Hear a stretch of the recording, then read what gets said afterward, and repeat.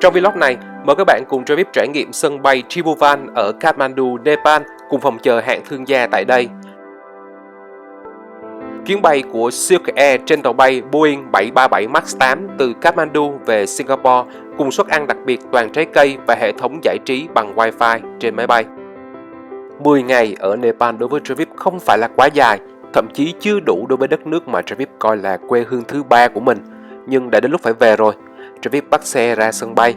Travis chủ động đi sớm vì tình trạng kẹt xe ở thủ đô Kathmandu rất là khủng khiếp và khó lường nữa. Và may mắn là đường không đông lắm nên mất chỉ chừng 45 phút, Travis đã ra đến sân bay quốc tế Tribhuvan. Đây là một sân bay cũ kỹ và lạc hậu so với các nơi khác trong khu vực và trên thế giới. Và tại sân bay này, cơ sở vật chất và dịch vụ có gì? Các bạn cùng khám phá nhé! Xin chào các bạn, Travis đang có mặt tại sân bay Tribhuvan ở thủ đô Kathmandu. Và sau 10 ngày đi chơi ở Nepal thì đã đến lúc đi về rồi. Và chuyến bay của Travis sẽ khởi hành lúc 21h55 và Travis đã có mặt tại sân bay Tribhuvan là 3 tiếng trước giờ khởi hành như một thói quen. Và bây giờ thì các bạn hãy cùng theo dõi hành trình bay về Việt Nam với Travis nhé. Và chặng đầu tiên Travis sẽ bay với Silk Air trên tàu bay Boeing 737 MAX 8. Quá trình làm thủ tục diễn ra nhanh chóng vì Travis đến sớm. Và đây là chuyến bay thông chặng với một điểm quá cảnh ở Singapore. Travis nhận 2 thẻ lên máy bay cho chuyến từ Kathmandu về Singapore với Silk Air và Singapore về thành phố Hồ Chí Minh với Singapore Airlines. Hành lý sẽ được chuyển thẳng về thành phố Hồ Chí Minh và tại Singapore Travis cũng không cần phải nhập cảnh để làm thủ tục lại. Bây giờ thì Travis đã làm thủ tục xong rồi. Bây giờ công việc tiếp theo của Travis đó là Travis sẽ lên phòng chờ hạng thương gia, phòng chờ cao cấp ở đây xem là ở một cái sân bay của một cái đất nước như Nepal thì phòng chờ sẽ có cái gì nhé. Ga quốc tế sân bay Kathmandu có một phòng chờ hạng thương gia duy nhất phục vụ tất cả các hãng hàng không và khách có các loại thẻ như là Priority Pass. Dịch vụ khá chán khi Travis lên phòng và không có ai ngồi ở quầy đón tiếp, phải đi gọi. Và tại phòng chờ sân bay ở một nước nghèo như Nepal, Travis hoàn toàn bất ngờ khi giá vào phòng chờ là $45 một người, đắt hơn cả giá vào phòng chờ quốc tế ở Việt Nam, có giá thông thường là $30 một người. Tất nhiên, Travis không hy vọng dịch vụ tại đây tốt như các phòng chờ ga quốc tế ở Tân Sơn Nhất hay Nội Bài. Vì tiếc tiền nhưng vẫn muốn trải nghiệm để quay vlog nên Travis đành dùng đến thẻ Priority Pass vì dù sao giá cho mỗi lần vào phòng chờ với Priority Pass chỉ $32 một lần. Phòng chờ đồ ăn khá phong phú tuy không thực sự nhiều và đa dạng như các phòng chờ quốc tế ở các nước khác. Ngoài các món như thịt nguội, salad, sandwich, phòng chờ cũng có vài món nóng có thể ăn với cơm. Trái cây và các loại phô mai cũng có.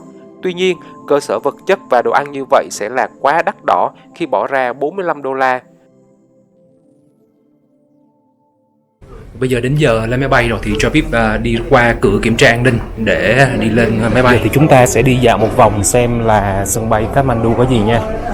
Đây là bên trong khu vực cách ly rồi. Ở đây thì chúng ta thấy có một cửa hàng bán bánh kẹo nè với các cái loại nước. Còn bên trong này lại là một cái cửa hàng khác bán các loại trà, cà phê, snack. Nói chung là bán mấy cái quà về lưu niệm sô-cô-la. Cái này thì Travis cũng không khoái lắm. Bên này thì là bán đồ ăn, mì gói. Bên này thì bán đồ lưu niệm. Nói chung là đồ lưu niệm không có gì đặc sắc lắm. Bên này thì có mấy cửa hàng bán đồ mỹ nghệ nhưng mà thực ra thì cũng không có đặc sắc lắm. Nói chung Travis cũng không phải là fan của đồ lưu niệm.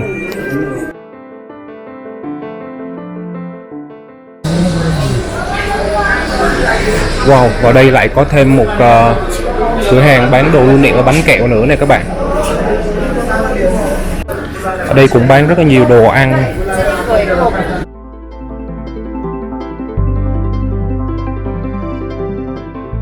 Sau nhiều năm không mở rộng cải tạo thì với số khách ngày càng đông lên, trong nhà ga quốc tế sân bay Tribhuvan vẫn chật chội và cũ kỹ.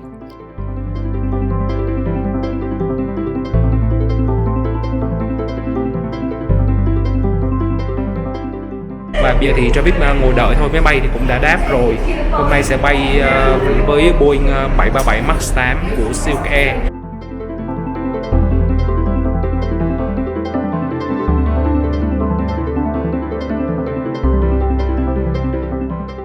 Hành khách được đưa ra máy bay bằng xe buýt. Tàu bay cho chuyến bay hôm nay là Boeing 737 MAX 8 với 12 ghế hạng thương gia sắp theo cấu hình là 22 và 144 ghế hạng phổ thông được sắp theo cấu hình là 33. Silk Air có tổng cộng 6 chiếc Boeing 737 MAX 8 nhưng hiện nay đã đình chỉ toàn bộ đội tàu bay này theo sau vụ tai nạn của Ethiopian Airlines. Loại tàu bay này hiện cũng đang bị đình chỉ trên toàn thế giới. Và ghế của VIP hôm nay là 10F cạnh cửa sổ bên tay phải. Tại mỗi ghế ngồi, chăn và gối được để sẵn. Trên tay ghế có nút bấm điều chỉnh âm lượng và các kênh âm thanh, cũng như cổng sạc USB và giá đỡ thiết bị điện tử cầm tay như điện thoại, máy tính bảng.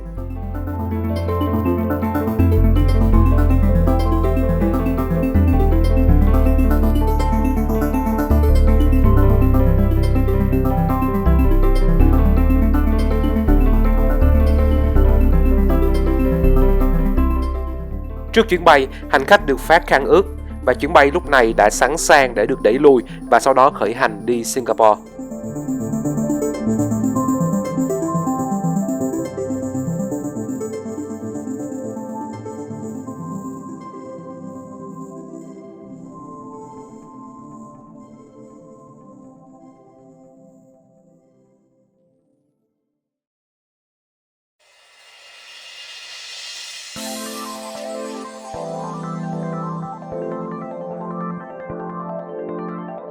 Bây giờ máy bay đã bay bằng. Thật bất ngờ khi trên chuyến bay kéo dài hơn 4 tiếng xuyên đêm này, Silk Air phát cho mỗi hành khách đi hạng phổ thông một túi đồ dùng cá nhân màu nâu. Bên trong có bàn chải, kem đánh răng và một đôi tất để dùng trên chuyến bay. Đây là một sự ngạc nhiên bởi nhiều hãng bay với cùng thời gian qua đêm nhưng không được phát bộ đồ dùng. Có lẽ hãng cũng chỉ phục vụ cho chuyến bay đêm vì chuyến bay chiều tối ở chiều đi từ Singapore đến Kathmandu thì VIP không thấy có túi này. Trên Boeing 737 MAX 8 của Silk Air không có màn hình giải trí tại ghế ngồi, nhưng hệ thống giải trí không dây cũng hoạt động, tương tự như trên Airbus A321neo của Vietnam Airlines. Với hệ thống này, hành khách có thể truy cập vào Wi-Fi của máy bay và thưởng thức âm nhạc cũng như kho phim ngay trên điện thoại, iPad hoặc máy tính của mình.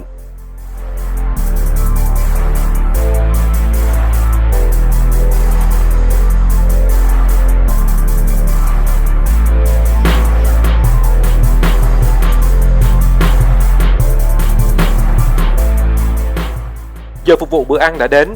Ngay từ đầu, xác định đây là chuyến bay xuyên đêm nên Travis muốn ăn gì đó nhẹ nhàng và Travis đã đặt trước suất ăn toàn trái cây hay Fruit Platter Meal ngay từ lúc mua vé trên mạng. Như các bạn đã biết, việc đặt các suất ăn đặc biệt như trái cây, suất ăn chay, suất ăn ít béo, vân vân theo tôn giáo và bệnh lý là hoàn toàn miễn phí, kể cả với khách hạng phổ thông. Trên cái ăn thì ngoài phần chính với 5 miếng trái cây với 5 loại khác nhau thì phần tráng miệng là trái cây khô. Hành khách cũng được phục vụ các loại thức uống.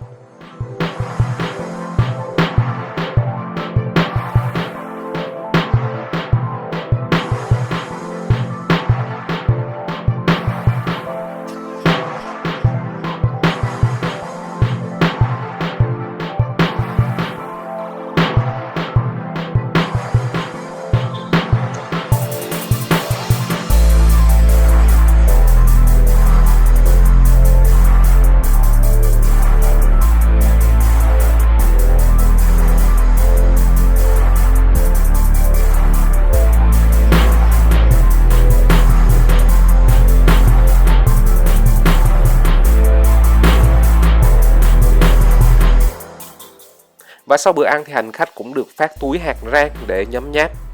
So với các hãng thì lượng đồ ăn trên khay của Silk Air không nhiều bằng, kể cả suất ăn thường ở chiều đi mà Travis trải nghiệm. Tuy nhiên, dịch vụ tốt thì đã bù lại tất cả.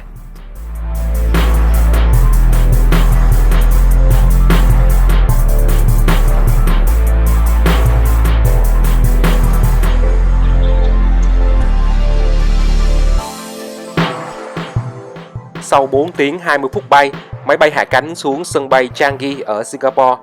Travis thì không ngủ được trên suốt chuyến bay và chỉ ngồi chơi game nên lúc này đã thấm mệt rồi. Và thời gian đợi quá cảnh 5 tiếng vẫn đang đợi phía trước.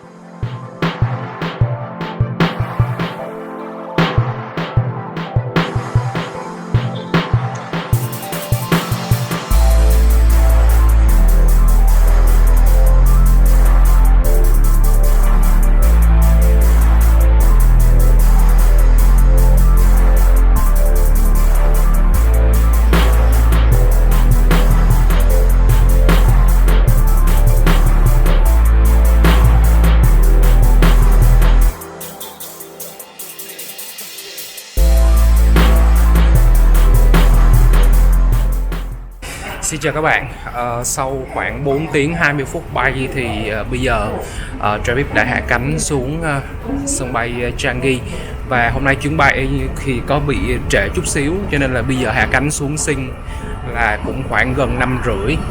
Và bây giờ cái công việc tiếp theo mà Travis sẽ làm đó là đi đến cái bảng điện tử để tìm xem là cái chuyến bay nối tiếp của mình từ Singapore về thành phố Hồ Chí Minh là chuyến bay nào. Xin lỗi các bạn, hơi mệt cho nên là nói không có ra hơi. Cả đêm trên máy bay cũng không có ngủ được gì mấy, cho nên là hôm nay cũng hơi mệt chút xíu, mà tại đây là chuyến bay đêm nên là cũng phải đành chấp nhận. Mời các bạn đón xem phần tiếp theo chuyến bay từ Singapore về thành phố Hồ Chí Minh với Singapore Airlines và quá cảnh ở sân bay Changi.